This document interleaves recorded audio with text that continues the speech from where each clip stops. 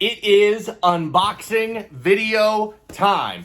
Big box of slabs here from CGC. Very cool box here. So, all vintage. I mean, basketball, football, hockey, horse racing. And there's one in here that I don't even know how to categorize. Stuntman, maybe?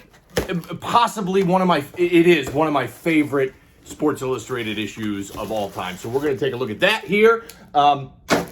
Guys, keep in mind, vintage is tough. These things are, these newsstand issues are very rare.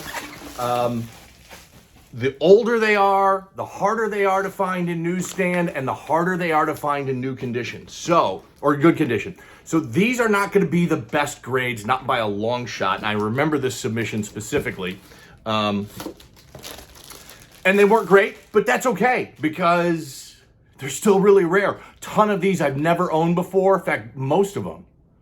I don't even know if I've owned any of these before. So really rare, really old, tough to pop a high grade, but that's okay because these are going to be awesome.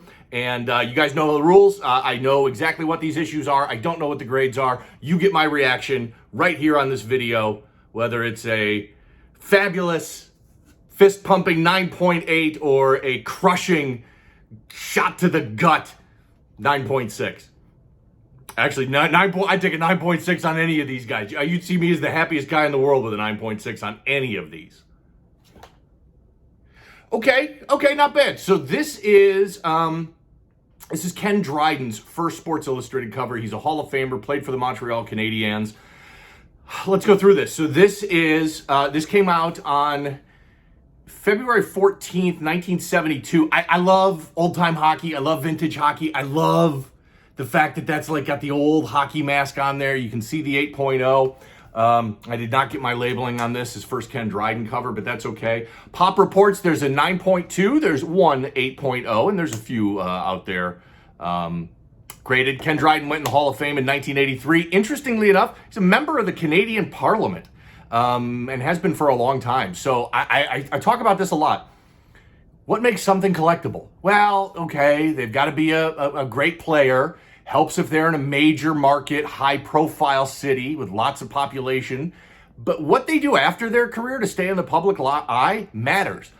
Charles Barkley's collectability is higher because he's on TNT and crushes it on TNT with their basketball coverage, than if he had just evaporated and you never saw him again. Compare him to Dominique Wilkins. Both had very similar careers, never won an NBA title, but were both great players, both in the Hall of Fame. Dominique Wilkins just kind of disappeared. And Charles Barkley is freaking Charles Barkley, and everybody loves him, and he's, you see him all the time. That's why Barkley stuff's more collectible. So Ken Dryden, keeping, at least in the Canadian market, keeping his face out there and keeping active in the public, and so it makes him a little bit more collectible. I love this cover. The old-time hockey, the old goalie pads, and Ken Dryden was a great Hall of Famer, so that one's fun. All right, next one up.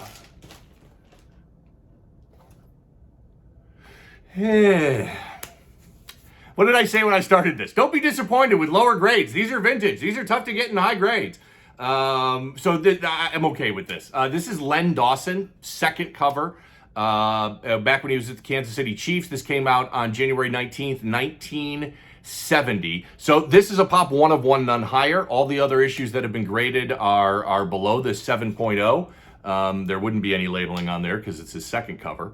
So I didn't request any. Len Dawson, Hall of Famer, went into 1987, hosted, and this is what I remember him for. I didn't even know Len Dawson was a player when I first became aware of him, because he hosted Inside the NFL on HBO from 1977 to 2001.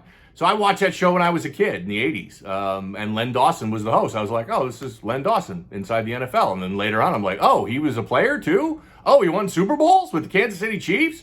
That's kind of cool. So Hall of Famer, Len Dawson, second cover, 7.0. Not bad. 8.0, 7.0 for these old issues. Starting off pretty good here. About to say we're starting off pretty good here, and then watch. I need to learn to keep my mouth shut on these, because karma seems to slap me in the ass every single time I say something. Okay, we dodged a bullet there. 7.0. So this is Vince Lombardi. This is his second cover, not his first cover. So this came out on March 3rd, 1969. So there is a 9.0, there's an 8.5, and there's an 8.0, and then there's the 7.0. Very few coaches who were never, big players, become collectible. There's a handful. Lombardi, I wouldn't say Belichick is. Belichick isn't. But Lombardi's collectible.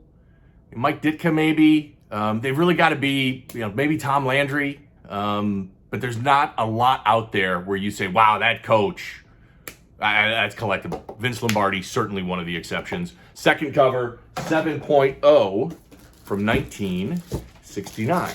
Okay. Those fingerprints? Oh, no. All right, so this is a...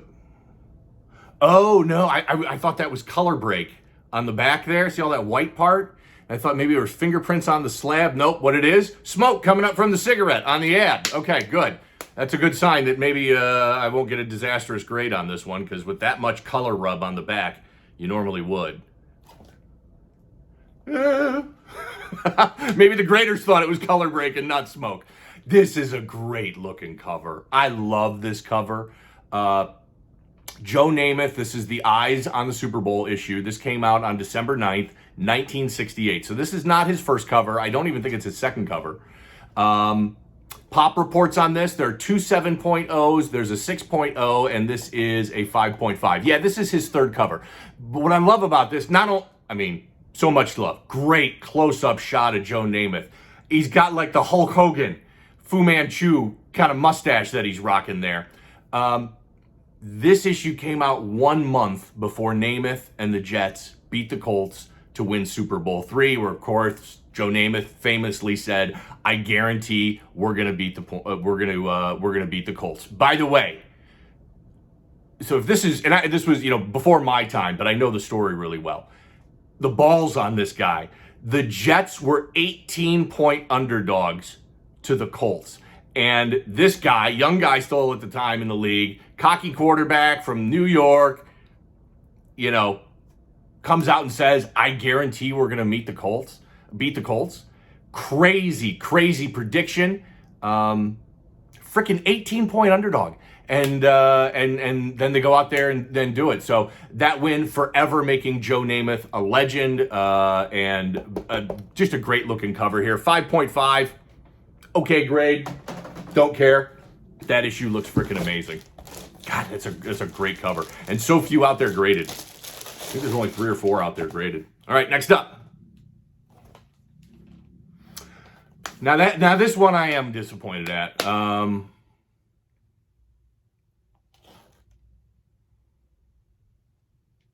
Yeah, that's too bad. Okay, so what this is, you don't recognize this. This is Joe Theismann's first Sports Illustrated cover. He's right there, number 7, back from when he was playing for Notre Dame. Steve Wooster and Jack Tatum are also on the cover. Joe Theismann, the only quarterback to win the MVP and win the Super Bowl and not be in the Hall of Fame. The only one. So my guess is eventually he gets in the Hall of Fame. He played 12 seasons before getting that compound fracture on national TV on Monday Night Football, and then that was it. His career was over. So kind of a short career, but that was, I remember watching that game. I was pretty young, but painful. That still gives me, the creeps to think about that, because his leg was just flopping all over the place, and it was an awful compound fracture with the bone sticking through the skin, and that was it. Never played another game, but not the best grade. I was hoping for a little bit more, but Joe Theismann's first cover, 5.5. If you watch a lot of my videos, I'm a big Notre Dame fan. Of course, Joe Theismann played at Notre Dame, won a national championship at Notre Dame. Oh, this is a fun one. That grade's not awesome. Grade looks a little rough. I don't know if this is a 6.0. It's got some bends and some color break, but that spine is tight on this. This is Secretariat. So this is, the only time Secretariat appeared on the cover of Sports Illustrated. Came out on June 14th, 1973, after, Secretariat won the Triple Crown that year. That's Penny Tweedy on the cover. She was the owner of the horse. Pop reports, there's a 9.8, which blows my mind for a 1973 issue that would be this condition sensitive with all of that ink on the front and the back and along the spine there. There's two 9.4s, there's a 9.2. I'm a bit of a horse racing fan, which I know is a little weird. I mean, I've been to the Kentucky Derby, but I've also been to Churchill Downs when it wasn't the Kentucky Derby. And it's fairly common for me that when I'm traveling to kind of seek out see if there's a racetrack there and go to it. I've just always kind of liked horse racing. My in-laws owned a racehorse for a short period of time, so I've always kind of liked horse racing, probably more than the average sports fan. I love the Kentucky Derby, watch it religiously every single year. It's a lot of fun, and Secretariat, all-time great horse, and I just think that's a cool cover, and we'll take it at 6.0. I don't think I've ever owned any of these issues before. All of the ones that you've seen, these are all first time for me. Next up, okay. Well, I know what issue this is right away. And it's not, I can tell you right now, look at it. It's not going to get a good grade. All of that, look at that staining, and somebody scribbled a pen on the back and there and all over the place. When I turn it around, you'll understand why I don't care.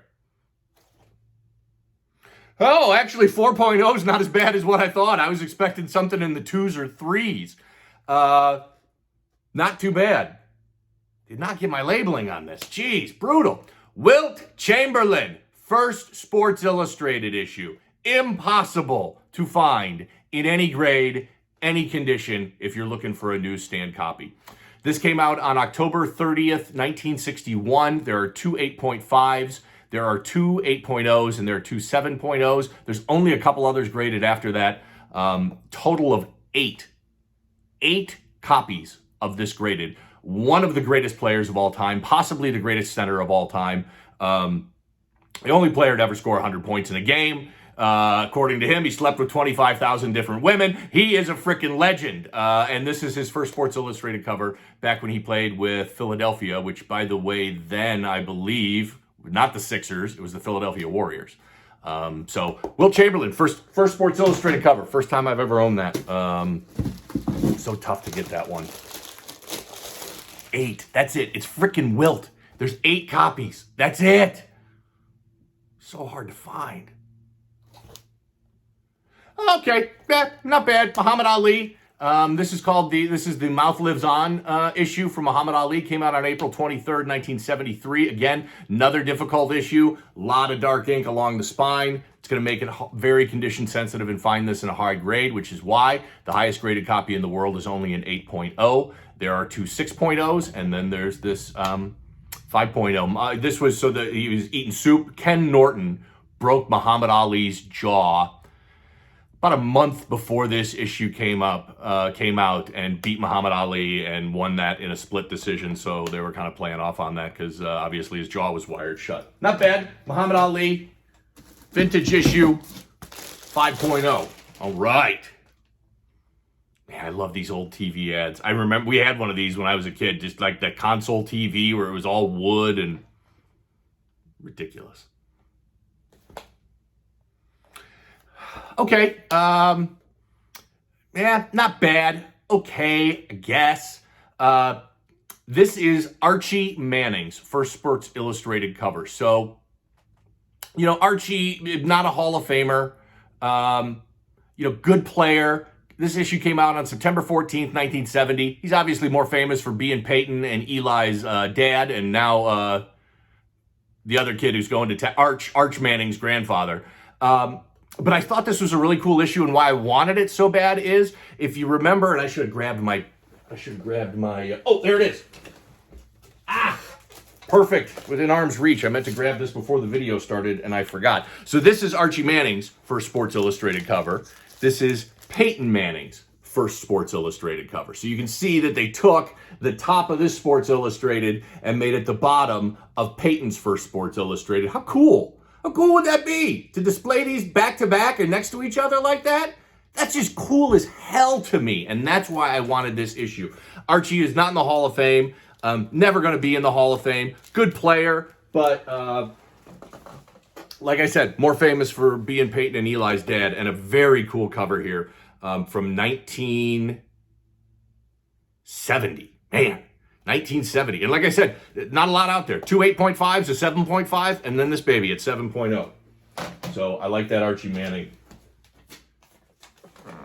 Put my sticky note back on my Peyton Raw issue there. Okay. 3 more left, coming to the bitter end.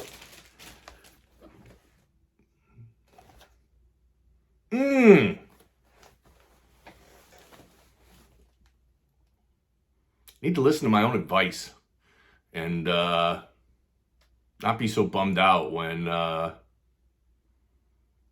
don't get a grade that I want. So this is Steve Carlton's first Sports Illustrated cover, April 9th, 1973. Steve Carlton, great pitcher. He was with the Phillies back then, moved around, played for a number of different teams. Was really kind of hoping for a better grade on this, but still a cool issue. Issue had a lot of problems. I get the 5.0. Not going to complain about that. I hate complaining about grades. I'm disappointed in them. I don't mind being disappointed or pissed off at a grade.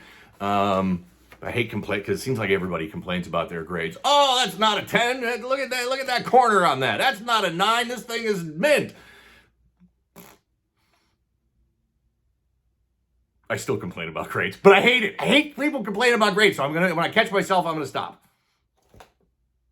Oh, okay. Okay, this is good. This is really nice. So this is Kareem. This is LA scrambles back is the headline. Interestingly enough, this is not while Kareem was playing for LA. That's him in a Bucks jersey there. This came out on April 24th, 1972. This is a pop 1 of 1, none higher. Also, interestingly about this, the labeling would be cool. This is the first cover as Kareem AbdulJabbar after his name change from Lou Alcindor. So this is the first cover as Kareem AbdulJabbar. Not his first cover overall. His first cover was when he was with UCLA and used the name Lou Alcindor. But just a very cool cover. I love that shot.